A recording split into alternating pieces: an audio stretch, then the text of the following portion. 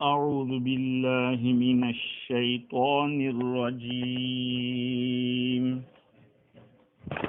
بسم الله الرحمن الرحيم.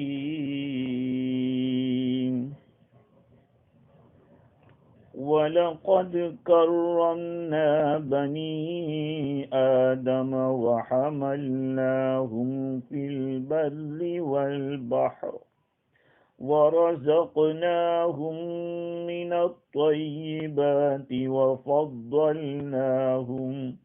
وَفَضَّلْنَاهُمْ عَلَى كَثِيرٍ مِّمَّنْ خَلَقْنَا تَفْضِيلًا.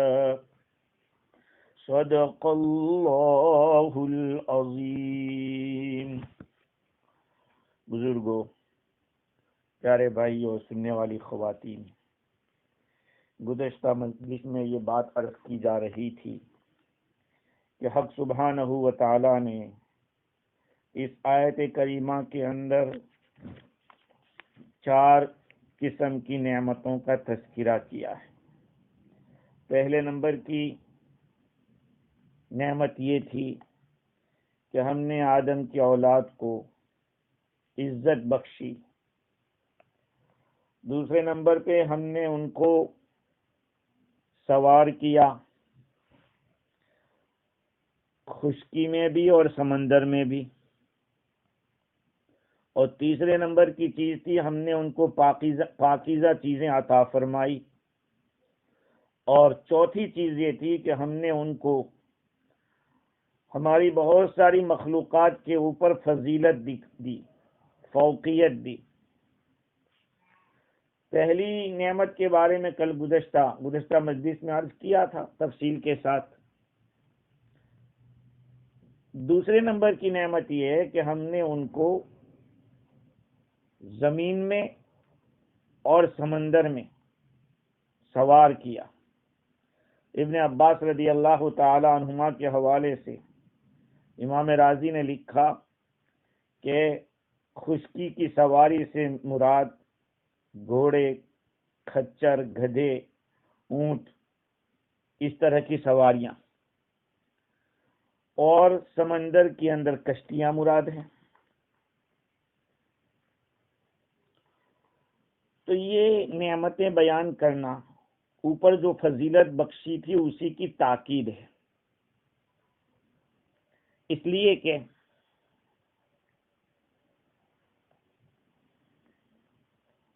اللہ سبحانہ و تعالی نے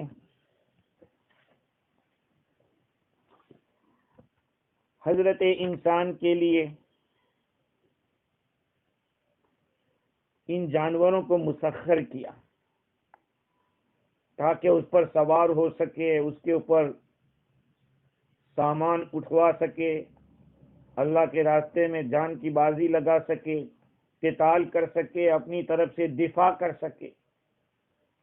اسی طرح سے کشتیوں کو بھی مسخر کرنا، اللہ تعالیٰ کا پانی کو مسخر کرنا، کشتیوں کو مسخر کرنا، اور اس کے سوا اور بھی جتنی چیزیں سمندر میں چلتی ہے اللہ تعالیٰ نے حضرت انسان کے لیے مسخر کیا ہے تاکہ اس پر سوار ہو، اپنے سامان کو ادھر سے ادھر منتقل کر سکے، اور حضرت انسان کے ساتھ جو چیزیں خاص ہے اس کو وہ کما سکے. مجھے ایک بات یاد آئی کہ اس سے کچھ آیتوں پہلے ایک بات گزری تھی کہ اللہ تعالیٰ نے فرمایا اس میں کہ سمندر کے اندر کشتیوں پر سوار ہو کے جاتے ہو تاکہ اللہ کا رزق تلاش کرو. اس سے معلوم ہوا کہ مچھلی کا شکار کر کے کھانا یا مچھلیاں پکڑ کے بیچنا یہ بھی اسی کے اندر داخل ہے. اور حضرت انسان سوچے تو صحیح کہ اللہ تعالیٰ نے کیسے اپنی قدرت سے ان ساری چیزوں کو انسان کے لیے مہیا کر دیا. تو یہ اللہ تعالیٰ کی طرف سے ان ساری چیزوں کو تابع کرنا، ایسا لگتا ہے کہ حضرت انسان اس عالم کے اندر ایک سردار ہے، ایک متبوع ہے اور ملک مطاع ہے، ایسا بادشاہ جس کی اطاعت کی جاتی ہے، اور اس کے ماسوا جتنی چیزیں ہیں وہ سب اس کی رعیت ہے، اس کے تابع ہیں. یہ دوسرے نمبر کی نعمت ہے. وَحَمَلْنَاهُمْ فِي الْبَرِّ وَالْبَحْرِ وَرَزَقْنَاهُمْ مِنَ الطَّيِّبَاتِ، اور ہم نے ان کو پاکیزہ رزق عطا فرمایا. یہ بھی ایک نعمت ہے، کیونکہ جتنی غذائیں ہیں، چاہے وہ غذائیں حیوانیت کی ہو یعنی جانور کو ذبح کر کے کھانے کی ہو، یا یہ کہ سبزیاں ہو، نباتات ہو، دونوں کی دونوں چیزیں مختلف قسم کے طریقے سے حضرت انسان استعمال کرتا ہے. الگ الگ چیزیں. ارے جانور کے اندر دیکھ لو کتنی چیزیں کھانے کی اللہ تعالیٰ نے رکھی. کہیں گوشت تو کہیں کلیجی تو کہیں اس کا سر ہے تو کہیں پائے ہیں، اور وہ بھی مکمل صفائی کے ساتھ حضرت انسان اس کو پکاتا ہے. مکمل پک جانے کے بعد حضرت انسان اس کو تناول کرتا ہے. یہ ساری چیزیں ایک حضرت انسان کے سوا اور کوئی کسی کے لیے نہیں. شیر ببر، چیتے، بھیڑیے یہ بھی گوشت تو کھاتے ہیں، لیکن وہاں پکانے کا کوئی سوال نہیں. اور جتنے بھی چرندے ہیں، پرندے ہیں، یہ گھاس پھوس کھاتے ہیں لیکن ڈائریکٹ کھاتے ہیں. حضرت انسان اس کو پکا کے کھاتا ہے. حافظ ابن کثیر رحمۃ اللہ علیہ نے فرمایا کہ اس کے اندر تمام قسم کی سبزیاں، تمام قسم کے پھل، تمام قسم کے گوشت اور تمام قسم کے دودھ داخل ہیں. ہاں، اور اس کے ساتھ ساتھ جتنی بھی لذت والی چیزیں کھانے پینے کی اللہ تعالیٰ نے رکھی ہے وہ سب اس میں آ گئی. اور اچھے اچھے مناظر دیکھنے کو جو ملتے ہیں، اعلیٰ قسم کے کپڑے حضرت انسان پہنتا ہے، الگ الگ قسم کی، الگ الگ کلر کی، الگ الگ شکل کی چیزیں انسان اپنے لیے بناتا ہے، یا کوئی دوسرا اس کے لیے لے کر آتا ہے دنیا کے کونے کونے سے. اور دیکھیے حرمین شریفین میں آدمی جاتا ہے، پوری دنیا کی بنائی ہوئی چیزیں وہاں پہنچائی جاتی ہے. حضرت ابراہیم علیہ السلام کی دعا کی برکت ہے. یجبا الیہ، دنیا کے کونے کونے سے چیزیں لائی جائے گی، وہ دعا کی تھی. امام قرطبی فرماتے ہیں کہ پاکیزہ چیزوں سے مراد کھانے کی لذت والی چیزیں، کھانے کی پینے کی لذت والی چیزیں. اور حضرت مقاتل فرماتے کہ اس سے مراد گھی ہے، شہد ہے، مسکا ہے، کھجور ہے، حلوہ ہے. یہ ساری چیزیں اللہ تعالیٰ نے حضرت انسان کے لیے رکھی. اور گھاس پھوس ہے وہ دوسرے جانوروں کے لیے. تو پاکیزہ چیزیں دی کیوں ہے آخر؟ اللہ تعالیٰ نے دی کیوں ہے؟ استعمال کے لیے دی ہے. یہاں پر اور کسی تفسیر کے اندر تو میں نے نہیں دیکھا، لیکن مفسر قرطبی نے ایک مسئلے کو چھیڑا ہے. وہ کیا مسئلہ ہے کہ بعض حضرات صوفیہ جو خشک قسم کے ہوتے ہیں، وہ یہ کہتے ہیں کہ اچھا نہیں کھانا چاہیے، مجاہدہ کرنا چاہیے، اپنے آپ کے اوپر دباؤ ڈالو. اور اس کے لیے ایک روایت سے استدلال کرتے ہیں، عائشہ رضی اللہ تعالی عنہ کی روایت، جس کو محقق قرطبی، تفسیر قرطبی کے جو محقق ہیں انہوں نے موضوعات میں بیان کیا. ابن جوزی رحمۃ اللہ علیہ اس روایت کو موضوع قرار دیا ہے، بیکار اور واہیات قرار دیا.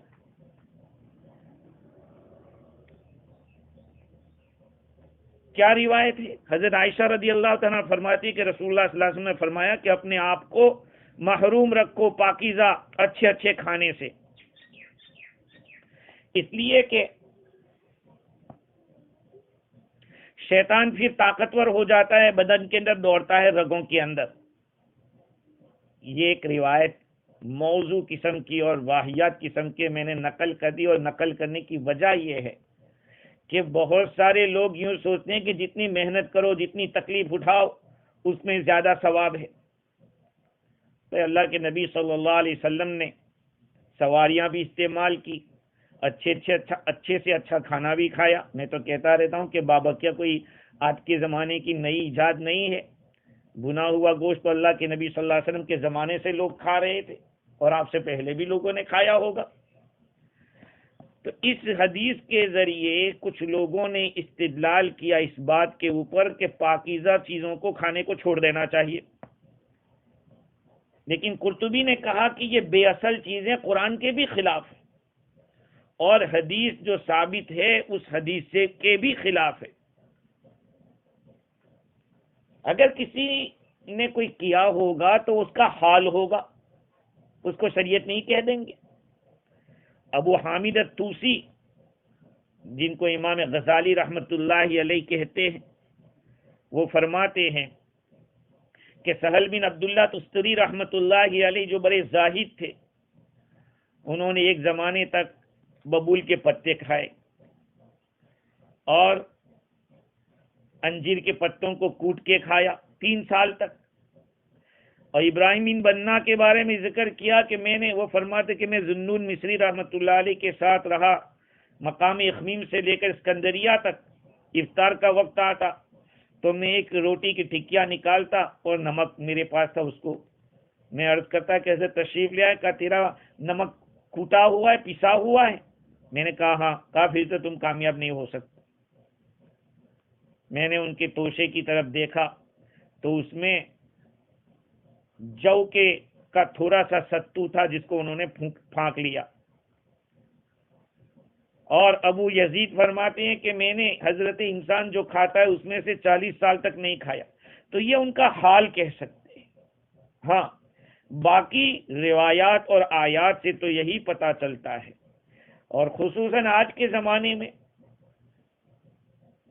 کھانے پینے کے مجاہدے تو کرنے بھی نہیں چاہیے، صرف آدمی حلال اور حرام ہی کی تمیز کا مجاہدہ کرے وہی بہت ہے۔ آج کے زمانے میں حلال اور حرام کی تمیز کرے، کیونکہ بہت سارے اہل اللہ سے، جیسے حضور اکرم صلی اللہ علیہ وسلم سے تو بھر کے کوئی اللہ والا ہو ہی نہیں سکتا۔ آپ نے بیویاں بھی کی اور اچھا کھانا بھی پیش کیا کہ تو آپ نے تناول فرمایا، اور آپ نے فاقے بھی کیے۔ آپ کے بعد آپ کے جو متبعین ہیں، صحابہ کے بعد کے زمانے میں ابراہیم بن ادہم رحمۃ اللہ علیہ کے بارے میں روایت کیا گیا کہ انہوں نے مسکہ، شہد اور روٹی ایسی چیزیں خریدی۔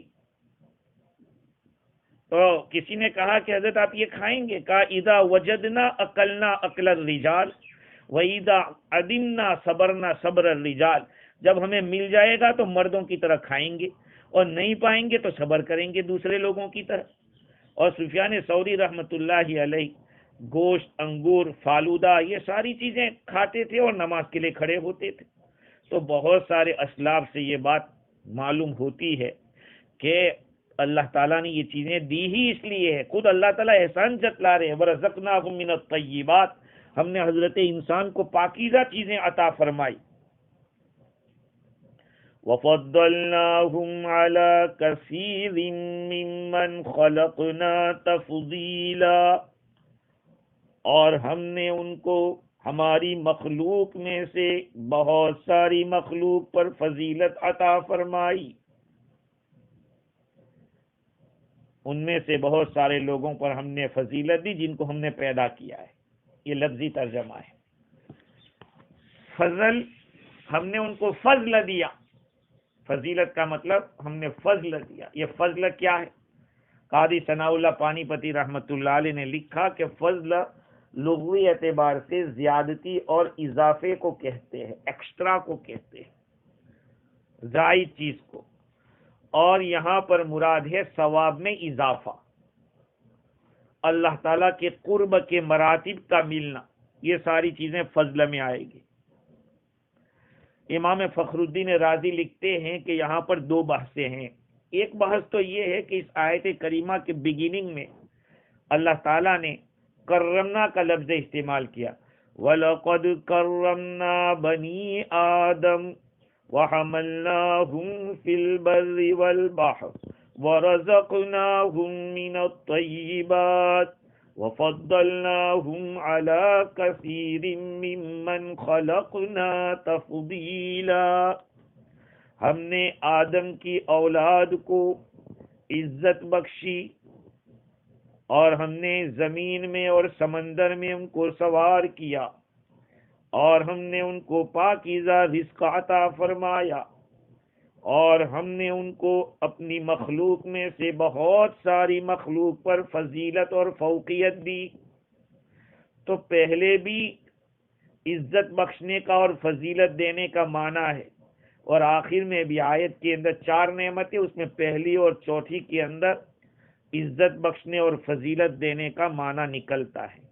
لیکن عربی کا قاعدہ ہے تخصیص اولا من التاکید، نیا نیا معنی لیا جائے دونوں جگہ سے، یہ بہتر ہے۔ ایک ہی معنی لے کر تاکید کا معنی لے، اس سے بہتر ہے کہ آگے سے پہلے سے کچھ اور معنی لیا جائے اور دوسرے سے کچھ اور معنی لیا جائے۔ امام راضی لکھتے ہیں اگر ایسا نہیں کریں گے تو پھر تکرار لازم آئے گا، یعنی ریپیٹ لازم آئے گا، تو ریپیٹ کے مقابلے میں اگر الگ الگ معنی لیں تو یہ زیادہ اچھا ہے۔ تو خود امام راضی نے اس کی وضاحت کرتے ہوئے لکھا کہ زیادہ قریب بات یہ ہے، قرین قیاس یہ ہے کہ حضرت انسان کو اللہ تعالیٰ نے خلقی اعتبار سے، پیدائش کے اعتبار سے، طبیعت کے اعتبار سے، ذات کے اعتبار سے ساری حیوانات پر فضیلت دی اور فوقیت دی، جیسے کہ عقل کا ہونا، بولنے کی صلاحیت کا ہونا، سمجھنے کی صلاحیت کا ہونا، لکھنے کی صلاحیت، اچھی شکل، یہ ساری چیزیں اللہ تعالیٰ نے حضرت انسان کو دی۔ ایک لمبے قد والا ہونا، اور جیسے کل کہا تھا کہ انگلیوں سے کھانے والا ہونا، یہ ساری چیزیں۔ اور پھر اللہ تعالیٰ نے حضرت انسان کو اس بندے کی عقل کے واسطے سے پیش کیا اور سمجھ کے واسطے سے کہ وہ عقائد حقہ کو حاصل کرے، اخلاق فاضلہ کو حاصل کرے۔ تو یہ پہلے نمبر کی چیز تکریم تھی اور دوسرے نمبر کی چیز تفضیل ہے۔ ہاں، تکریم کے اندر تو اللہ کے کرم ہی سے یہ سب چیزیں حاصل ہو گئی، اور فضل کے اندر اللہ تعالیٰ نے عقل لی، اب عقل کو استعمال کر کے بندہ اپنی سمجھ کو استعمال کر کے اللہ تعالیٰ کی معرفت حاصل کرے اور اچھے اخلاق پیدا کر کے پھر بڑھتا چلا جائے، یہ فضیلت کی بات ہے۔ باقی تکریم تو اللہ تعالیٰ فرمائے میں آدم کی اولاد آدم ہی کے واسطے سے ہم نے کیا ہے، کیونکہ آدم علیہ السلام کو پہلے پتلے سے تیار کیا تھا۔ یہاں ایک بات علامہ آلوسی بغدادی علیہ الرحمہ نے علامہ طیبی کے حوالے سے نقل کیا کہ اس آیت کریمہ کے اندر حضرت انسان کی انتہائی درجے کی تعریف کرنے کے لیے مکرر الفاظ یعنی ریپیٹ والے الفاظ استعمال کیے۔ گویا کہ یوں کہا گیا کہ حضرت انسان، ہم نے بنی آدم کو جو عزت بخشی تھی وہ بنی آدم کے باوا آدم کی کرامت کی وجہ سے، حضرت آدم کی کرامت کی وجہ سے۔ پھر ہم نے ان کے لیے چیزوں کو مسخر کیا، جیسے کہ کہا فی البر والبحر، زمین کی سواریاں، سمندر کی سواریاں۔ پھر فرمایا ورزقناہم من الطیبات، ہم نے ان کو پاکیزہ رزق عطا فرمائے۔ پھر آخر میں فرمایا کہ پھر ہم نے ان کو فضیلت دی، بڑی فضیلت دی۔ تو اگر اس طرح سے یہ کیا جائے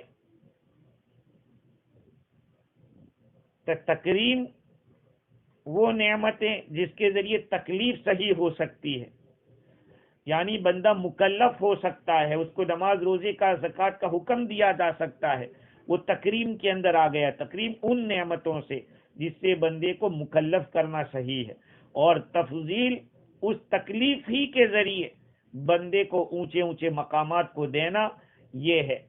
اس طرح سے علامہ طیبی رحمت اللہ علیہ نے تکرار کو ختم کیا۔ اب ایک اہم مسئلہ دیکھنے جاوے تو کوئی مشکل بات نہیں ہے، لیکن چونکہ مفسرین نے اس مسئلے کو نقل کیا ہے وہ یہ ہے کہ وَفَضَّلْنَاهُمْ عَلَى كَثِيرٍ، ہم نے بنی آدم کو فضیلت دی اپنی مخلوق میں سے بہت ساری مخلوق پر۔ اللہ تعالیٰ نے یہ نہیں فرمایا کہ ساری مخلوق پر ہم نے فضیلت دے دی، بلکہ فرمایا کہ بہت ساری مخلوق پر۔ اس کا یہ مطلب ہوا کہ کوئی مخلوق ایسی بھی ہو سکتی ہے جو حضرت انسان کے مقابلے میں فضیلت رکھتی ہو۔ یہ دلالت کر رہا ہے کہ اللہ کے مخلوق میں ایسی چیز ہے کہ انسان اس کے اوپر فضیلت یافتہ نہیں ہے۔ اب یہ کون ہے؟ بعضوں نے کہا کہ وہ فرشتے ہیں۔ اس کا مطلب یہ نکلا کہ حضرت انسان ساری مخلوق چاہے جنات ہو اور دوسرے شیاطین ہو یا اور ساری چیزیں جتنی بھی دنیا میں پائی جاتی ہے وہ سب سے افضل ہے، لیکن فرشتہ نہیں، فرشتہ انسان سے افضل ہے۔ اور یہ قول بقول امام راضی کے حضرت ابن عباس رضی اللہ عنہما کا مذہب ہے اور زجاج کا یہ اختیار کیا ہوا قول ہے، اور اس بات کو علامہ واحدی نے البسیط کے اندر نقل کیا ہے جس کو راضی نے نقل کیا۔ خیر، امام فخر الدین رازی رحمۃ اللہ علیہ فرماتے کہ یہاں دو مسئلے سمجھنے کے ہیں۔ ایک مسئلہ تو یہ ہے کہ انبیاء علیہ السلام افضل ہیں یا فرشتے افضل ہیں، اور محقق قول یہی ہے، راضی نے نہیں لکھی یہ بات لیکن دوسری کتابوں کے سامنے رکھتے ہوئے میں کہہ رہا ہوں کہ محقق قول یہ ہے کہ انبیاء اور رسول یہ افضل ہے رسول ملائکہ سے بھی۔ رسول ملائکہ کا مطلب حضرت جبرائیل علیہ السلام، اسرائیل، اسرافیل اور میکائیل علیہ السلام جو بڑے بڑے درجے والے فرشتے سمجھے جاتے، ان فرشتوں سے بھی افضل ہے انبیاء علیہ السلام، یہ قول ہے۔ اور دوسرا مسئلہ یہ ہے کہ عامہ ملائکہ یعنی جو آرڈینری فرشتے ہیں ان کا کیا ہوگا؟ اس مقام کے اوپر تفصیل لکھتے ہوئے امام قرطبی نے لکھا کہ ایک جماعت کا کہنا یہ ہے کہ یہ آیت کریمہ تقاضا کرتی ہے کہ فرشتے انسانوں سے بڑھے ہوئے ہیں، فرشتوں کو فضیلت حاصل ہے انسانوں پر اور جناتوں پر، اس لیے کہ وہ جو جماعت یہ کہہ رہی ہے ان کی دلیل یہ ہے کہ اللہ تعالیٰ نے فرشتوں کا استثناء کیا، ملائکہ مقربون کا تذکرہ کیا سورہ نساء میں، لن يستنكف المسيح ان يكون عبدا لله ولا الملائكة المقربون۔ حضرت عیسیٰ علیہ السلام ہرگز عار نہیں سمجھیں گے کہ وہ اللہ کے بندے ہوں، اللہ کے بندے بننے سے انہیں عار نہیں ہوگی، اور مقرب فرشتوں کو بھی عار نہیں ہوگی۔ تو دیکھو اسپیشل ولل ملائکۃ المقربون فرشتوں کا تذکرہ کیا۔ تو امام قرطبی لکھتے ہیں کہ اس آیت کریمہ سے تو یہ لازم نہیں آ رہا ہے کہ فرشتے افضل ہیں، بلکہ اس میں تفصیل کی گئی ہے انسان اور جنات کے درمیان۔ اللہ تعالیٰ نے اس آیت کریمہ کے اندر تحدید کر دی ہے اس چیز کی جس کے ساتھ جنات اور انسان اور دوسرے حیوان اور جنات کو اللہ تعالیٰ نے جس چیز کے ساتھ خاص کیا ہے،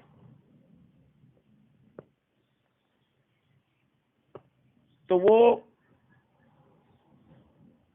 کثیر جو ہے وہ مفضول ہے، اور فرشتے وہ تو یہاں سے نکلے ہوئے، ان کا تذکرہ ہی نہیں ہے، کثیر مفضول کے اندر سے وہ خارج ہے، اس لیے فرشتوں کے ذکر کے ساتھ یہاں کوئی تعرض نہیں کیا گیا۔ اس آیت میں یہ نہیں کہا گیا کہ وہ کثیر کون ہے، فرشتے ہیں یا نہیں ہے۔ اب یہ بھی ہو سکتا ہے کہ داخل ہیں فرشتے، کہ فرشتوں پر فضیلت دی، اور یہ کہ کثیر میں داخل نہیں یعنی فرشتوں کے اوپر فضیلت نہیں دی ہے، یہ بھی ہے۔ اور تیسرا احتمال یہ کہ دونوں برابر ہے، یا تو انسان افضل ہے یا فرشتے افضل ہے، یا دونوں برابر ہے۔ قطعی بات اس آیت کریمہ میں نہیں لکھی کہ فرشتوں کو افضل قرار دیا انسانوں کے اوپر۔ امام قرطبی لکھتے ہیں کہ بہت سارے لوگ اس چکر کے اندر، اس مسئلے کے اندر بہت زیادہ الجھ گئے، جیسے کہ انبیاء علیہ السلام میں سے بعض نبیوں کو بعض پر فضیلت دینے کے اندر الجھے ہیں۔ ابن کثیر رحمت اللہ علیہ نے اس کی تفصیل کرتے ہوئے یہ لکھا کہ بعض لوگوں نے اس آیت کریمہ کے ذریعے استدلال کیا کہ حضرت انسان افضل ہے فرشتوں کی جماعت سے، انسانوں کی جماعت افضل ہے فرشتوں کی جماعت سے، اور انہوں نے دلیل پکڑی اس حدیث کے ذریعے جو مصنف عبد الرزاق کے حوالے سے ابن کثیر نے نقل کیا کہ حضرت زید بن اسلم رحمت اللہ علیہ فرماتے ہیں کہ فرشتوں نے عرض کیا کہ ہمارے رب، تو نے تو بنی آدم کو دنیا دے دی، وہ اس سے کھاتے ہیں، مزے اڑاتے ہیں، اور ہمیں تو وہ دیا نہیں، لہذا آپ ہمیں آخرت دے دو، ان کے لیے دنیا، ہمارے لیے آخرت۔ اللہ تعالیٰ نے فرمایا وَعِزَّتِي وَجَلَالِي، میری عزت اور جلال کی قسم، لا اجعل صالح ذریتی من خلقت بیدی کمن قلت له کن فیکون، میں اس شخص کی اولاد جس کو میں نے اپنے ہاتھ سے پیدا کیا، میں نے اس آدمی کی نیک اولاد جن کو میں نے اپنے ہاتھ سے پیدا کیا ہے، ہرگز یہ نہیں کروں گا، ان لوگوں کی طرح نہیں کر دوں گا جن کو میں نے کن کہا تو وہ ہو گئے۔ بھئی حضرت انسانی ایسے جن کو اللہ تعالیٰ نے اپنی قدرت سے پیدا کیا، اپنے ہاتھ سے پیدا کیا، باقی مخلوقات کو لفظ کن سے پیدا کیا، تو اللہ تعالیٰ نے فرمایا کہ صالح ذریتی، میں نے جن کو اپنے ہاتھ سے پیدا کیا ان کی اچھی اولاد، پاکیزہ نیک اولاد کو ان لوگوں کی طرح نہیں کر دوں گا جن کو میں نے کن کہا اور وہ ہو گئے۔ ایک روایت عبداللہ ابن عمر رضی اللہ عنہ کی مرفوع ہے، جس کو حیثمی نے مجموع الزوائد کے اندر نقل کیا۔ حضرت عبداللہ بن عمر رضی اللہ عنہ فرماتے کہ حضور صلی اللہ علیہ وسلم نے ارشاد فرمایا کہ فرشتوں نے عرض کیا کہ ہمارے رب، تو نے بنی آدم کو دے دیا، دنیا دے دی، وہ اس سے کھاتے، اس میں کھاتے ہیں، پیتے ہیں، پہنتے ہیں، اور ہم تو آپ کی تعریف کے ساتھ تسبیح کرتے رہتے، نہ کھاتے نہ پیتے نہ کھیلتے کودتے، تو جب آپ نے ان کے لیے دنیا مقرر کر دی تو ہمارے لیے آخرت مقرر کر دو۔ اللہ تعالیٰ نے فرمایا کہ لا اجعل صالح ذریتی من خلقت بیدی کمن قلت له کن فکان، وہی بات فرمائی۔ یہ روایت دوسری ہے۔ اور بھی ایک روایت ہے عبداللہ بن عمر رضی اللہ عنہ کی کہ حضور صلی اللہ علیہ وسلم نے ارشاد فرمایا ما شیء اکرم علی اللہ یوم القیامہ من ابن آدم، قیامت کے دن اللہ تعالیٰ کے نزدیک ابن آدم سے زیادہ کوئی معزز نہیں ہوگا۔ تو کسی نے کہا کہ اللہ کے رسول ولل ملائکہ، کہا کہ فرشتے بھی نہیں، کہا فرشتے بھی نہیں، اس لیے کہ الملائکۃ مجبورون بمنزلۃ الشمس والقمر، اس لیے کہ فرشتے تو سورج اور چاند کی طرح ہے، وہ بالکل مجبور ہے، بھئی سورج کو مقرر کیا ہے، اس کو نکلنا ہے اپنے وقت پہ، اس کو ڈوبنا ہے اپنے وقت پہ، جب تک اللہ تعالیٰ کو منظور ہوگا سورج اور چاند اللہ تعالیٰ کے حکم کے مطابق اپنی ڈیوٹی نبھاتے رہیں گے۔ یہ ایک روایت ہے۔ ایک روایت حضرت انس بن مالک رضی اللہ عنہ کے حضور اکرم صلی اللہ علیہ وسلم نے ارشاد فرمایا کہ فرشتوں نے کہا کہ ہمارے رب، خلقتنا و خلقت بنی آدم، ہمیں آپ نے پیدا کیا اور آپ ہی نے تو بنی آدم کو پیدا کیا، ان لوگوں کو آپ نے بنایا کہ کھانا کھا رہے ہیں اور پینے کی چیزوں کو استعمال کر رہے ہیں، کپڑے پہن رہے ہیں، بیویاں شادی کر رہے ہیں، سواری کر رہے ہیں جانوروں کے اوپر، سوتے بھی ہیں، مزے راحت بھی پاتے، اور ہمارے لیے تو ان میں سے کوئی چیز نہیں رکھی، لہذا ان کے لیے آپ دنیا کر دیجئے اور ہمارے لیے آخرت کر دیجئے۔ اللہ تعالیٰ نے فرمایا کہ لا اجعل من خلقتہ بیدی، جن کو میں نے اپنے ہاتھ سے پیدا کیا ان کو میں ایسا نہیں کروں گا، ونفخت فیہ من روحی، اور میں نے اپنی اور روح اس کے اندر پھونکی ہے، اس آدمی کی طرح میں نہیں کروں گا جس کو میں نے کن کہا اور وہ ہو گیا۔ یہ ساری روایتیں دلالت کر رہے بقول حافظ ابن کثیر رحمۃ اللہ علیہ کے کہ حضرت انسان افضل ہے بلا کسی تفصیل کے، مطلق. اور مظہری نے بھی ایک روایت نقل کی ہے حضرت ابو ہریرہ رضی اللہ تعالیٰ عنہ کی بغوی کے حوالے سے کہ المؤمن اکرم علی اللہ من الملائکہ الذین عندہ، ایمان والا تو اللہ تعالیٰ کے نزدیک مکرم ہے ان فرشتوں سے بھی جو اللہ کے پاس ہے. تو یہ ساری روایتیں دلالت کر رہی ہے حضرت انسان کے افضل ہونے پر. اور تفسیر روح البیان کے اندر لکھا کہ اس میں کوئی دلالت نہیں ہے افضلیت کی،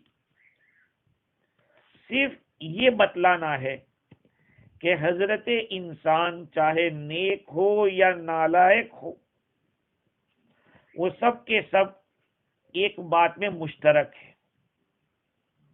اور یہ فضل نہیں ہو سکتا ہے کسی بڑے درجے یا قرب کے.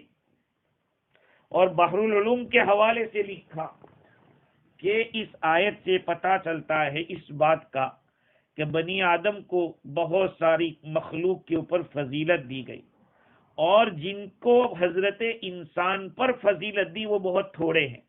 بھائی زیادہ پر فضیلت دی ہے حضرت انسان کو، اور جن کے اوپر فضیلت نہیں دی ہے وہ تو کثیر نہیں ہو سکتی، اس لیے کہ کثیر کے اوپر تو حضرت انسان کو فضیلت مل چکی ہے، اور اب جن کے اوپر فضیلت نہیں ملی وہ لوگ کم ہیں.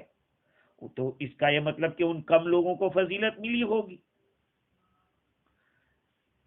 کیا ہے وہ؟ حضرت آدم علیہ السلام اور حوا علیہ السلام، ان دونوں کو تمام انسانوں کے اندر ایسی فضیلت دی ہے کہ کسی اور کو نہیں دی، کہ اللہ تعالیٰ نے ڈائریکٹ ان کو اللہ تعالیٰ نے بنایا ہے، مقرب فرشتوں کو بھی نہیں. یہ جو بات کہی ہے وہ کلبی نے اور ابو بکر باقلانی اور حصالۃ المعتزلہ ان کا کہنا ہے. کہ یہ نہیں مانیں گے تو پھر قرآن مجید کی آیتوں میں تکرار لازم آئے گا، کیونکہ آدم علیہ السلام کو مسجود ملائکہ بنایا، فرشتوں کو کہا سجدہ کرو آدم کو، اور یہ سجدہ تعظیمی اور تکریمی تھا. حکمت کا تقاضا یہ ہے کہ ادنا آدمی کو کہا جاتا ہے کہ اعلیٰ کے سامنے سجدہ کرے، چونکہ آج کا مزاج کچھ بدل چکا ہے، اس لیے اعلیٰ اور ادنا کوئی فرق ہی نہیں ہے. کچھ اس طرح کی باتیں آدمی تجویز کر رہے ہیں کہ جو بڑا ہے کہا وہ چھوٹے کو پوچھے، بڑا ہے اس کو کہہ رہے کہ تو چھوٹے کو پوچھ. ایسی تو عقلیں ماری گئی ہے. ہاں آج آج علم کی اتنی کمی ہے کہ استاد اور شاگرد کا بھی فرق سمجھ میں نہیں آ رہا ہے.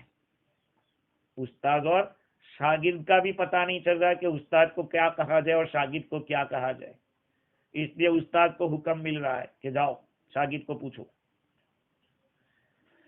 اسی لیے علم میں برکتیں نہیں ہو رہی ہیں، اسی لیے آدمی کام کے تیار نہیں ہو رہے ہیں. دوسری ایک بات یہ ہے کہ حضرت آدم علیہ السلام کو اللہ تعالیٰ نے علم کے ذریعے فضیلت دی تھی. وَعَلَّمَ آدَمَ الْأَسْمَاءَ كُلَّهَا. اس سے بھی جو بھی عربی جاننے والا ہوگا وہ سمجھ لے گا کہ آدم علیہ السلام کو فرشتوں کے سامنے فضیلت دی علم کے ذریعے. ہاں علم ایک ایسی چیز ہے جس سے آدمی تعظیم اور تکریم کا مستحق ہوتا ہے، لیکن ظاہری بات ہے جس کے خود کے پاس علم نہیں ہوگا وہ علم کی کیا قدر کرے گا. آج علم کی جو ناقدری ہو رہی ہے اس کی وجہ یہ کہ ان کو علم ہی پتہ نہیں کہ علم ہے کیا. تو اس آیت سے وَعَلَّمَ آدَمَ الْأَسْمَاءَ سے بھی پتہ چلا. پھر ایک اور آیت ہے إِنَّ اللَّهَ اصْطَفَى آدَمَ وَنُوحًا وَآلَ إِبْرَاهِيمَ وَآلَ عِمْرَانَ عَلَى الْعَالَمِينَ. اللہ تعالیٰ نے چن لیا آدم علیہ السلام کو، نوح علیہ السلام اور ابراہیم علیہ السلام کی آل کو اور آل عمران کو عالمین کے مقابلے میں سب کے چن لیا. تو یہ آیت بھی دلالت کر رہی ہے کہ آدم علیہ السلام کو فضیلت اللہ تعالیٰ نے دی. تفسیر روح البیان میں کاشفی کے حوالے سے لکھا کہ علماء یہ انسان کی فضیلت کے بارے میں بہت زیادہ سرگرداں ہیں اس بحث کے اندر. لیکن کاشفی کا کہنا ہے کہ اہل سنت کا کہ جمہور علماء کا مسلک یہ ہے کہ بنی آدم افضل ہیں رسول ملائکہ سے، اور رسول ملائکہ افضل ہیں اولیاء بنی آدم سے، اور اولیاء بنی آدم افضل ہیں اولیاء ملائکہ سے، اور اہل ایمان میں جو صلحاء ہیں وہ عوام ملائکہ سے افضل ہیں، اور عوام ملائکہ جو فاسق اور فاجر قسم کے ایمان والے ہیں ان سے افضل ہیں.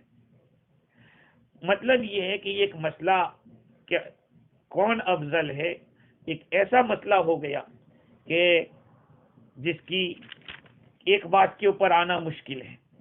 لیکن قاضی ثناء اللہ پانی پتی رحمۃ اللہ علیہ اور بھی دوسرے مفسرین نے لکھا کہ جتنے بھی انبیاء اور رسول ہیں وہ سارے فرشتوں سے افضل. اب وہ سارے فرشتوں میں رسول ملائکہ بھی آ گئے، جبریل امین اور میکائیل عزرائیل اسرافیل علیہ السلام سب آ گئے، ان سے افضل ہے.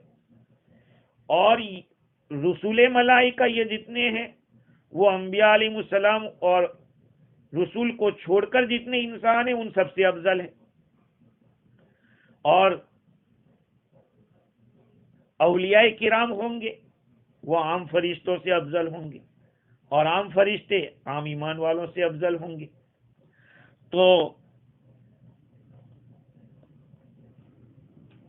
اس مقام پر بہت ساری باتیں علماء نے لکھی، اور صحیح بات یہ ہے کہ فرشتوں کے انسان سے افضل ہونے یا انسان کے فرشتوں سے افضل ہونے کا مسئلہ یہاں مذکور ہے ہی نہیں. لیکن چونکہ علماء کرام نے لکھا ہے اس وجہ سے میں نے آپ کو کہہ دیا. اور علامہ آلوسی بغدادی علیہ الرحمہ نے سب سے اپنی اس آیت کریمہ کے آخر میں جو بحث کی وہ یہ بحث کی کہ تفضیل کا مسئلہ اہل سنت والجماعت کے درمیان ایک اختلافی مسئلہ ہے. بعض لوگ تو فرشتوں ہی کو افضل قرار دے رہے ہیں، اور بعض وہ ہیں جو انسانوں کے پیغمبر ہیں ان کو مطلق افضل قرار دے رہے ہیں. پھر جیسے میں نے کہا کہ فرشتوں کے رسول کو فضیلت، اور پھر انسان اعلیٰ قسم کے جو اولیاء ہیں ان کو. بعض حضرات نے یہ کہا کہ فرشتوں میں سے جو کروبیاں ہیں بہت مقرب وہ افضل ہے، اور پھر انبیاء اور رسول میں سے وہ افضل ہیں. خیر خلاصہ کلام یہ ہے کہ انبیاء اور رسول افضل ہیں، فرشتوں سے جو افضل فرشتے ہیں ان سے بھی افضل ہیں. خیر اللہ تعالیٰ نے اس آیت کریمہ کے اندر 4 قسم کی نعمتوں کو بتلایا، اور ان 4 نعمتوں کو بیان کرنے کا مقصد یہ ہے کہ حضرت انسان تو نے یہ ساری نعمتیں دیکھی، اللہ رب العزت نے تجھے نوازا ہے، اس کا تقاضا کیا تھا؟ اس کا تقاضا یہ ہے کہ تو اللہ کی نعمتوں کا شکریہ ادا کر، اور اللہ تعالیٰ نے جو چیزیں جس کے لیے پیدا کی ہے اس کو اسی کے لیے استعمال کر. اللہ کی توحید کا اقرار کر، اور اللہ کے ساتھ کسی چیز کو شریک مت ٹھہرا، اور غیر اللہ کی جو کچھ بھی عبادت ہو رہی ہے اس کو تو ٹھکرا دے، کیونکہ اللہ تعالیٰ نے تیرے لیے اتنے سارے کام کے، اتنی ساری نعمتیں تجھے عطا فرمائی. اس کا شکریہ یہ ہے کہ تو اس کے ہر حکم کا پالن کر، اس کے ہر حکم کے اوپر چل. یہ نہیں کہ جو مجھے پسند ہے وہ میں کروں گا، جہاں تھوڑا مجھے قربانی دینا پڑ جائے، کہا نہیں اس کو میں نہیں کروں گا۔ تو حضرت انسان کو اس آیت کریمہ میں شکریہ کے اوپر ابھارا ہے اور شرک نہ کرنے پر ابھارا ہے۔ جیسے کہ اوپر کی آیتوں میں بھی اللہ تعالیٰ نے سمندر کی نعمت کو بتلایا تھا، اور اس کے سواری اور نعمت رزق کو تلاش کرنا، یہ سب باتیں، سب کا تقاضا یہی ہے۔ بھئی نعمت کا تذکرہ دنیا میں بھی انسان کیوں کرتا ہے؟ کسی کے اوپر کوئی احسان کیا ہو تو اس کو کہتا ہے کہ یار میں نے اس کو یہ کر دیا، وہ کر دیا۔ اس کا تقاضا یہ ہے کہ اس کو میرا ماننا چاہیے، میں جو کہہ رہا ہوں اس پہ اس کو عمل کرنا چاہیے۔ اللہ تعالیٰ مجھے بھی اور آپ کو بھی اپنی نعمتوں کا قدردان بناوے، اور ناقدری سے اللہ تعالیٰ ہماری حفاظت فرماوے۔ وآخر دعوانا الحمدللہ رب العالمین۔